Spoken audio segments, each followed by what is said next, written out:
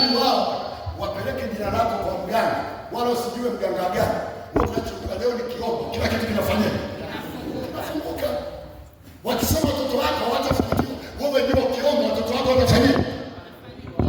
Wakisema hutapata kazi, wewe amini nikiomba nitapata nini jamaa?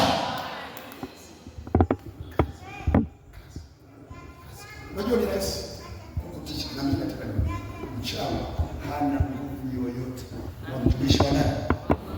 Narudia tena, mganga mchawi hana nguvu yoyote kwa mtumishi wa nani? Sio mfuasi wa Mungu. Kuna mtumishi wa Mungu na mfuasi wa nani? Ukiwa mfuasi hata kupepeta mpaka utajiri, ila ukiwa mtumishi wa nani? Wanakuogopa. Ukipita kwa kando yao inatetemeka. Mtumishi wa Mungu anafanya anapita. Nataka ikatokee hivyo kwako katika jina la Yesu.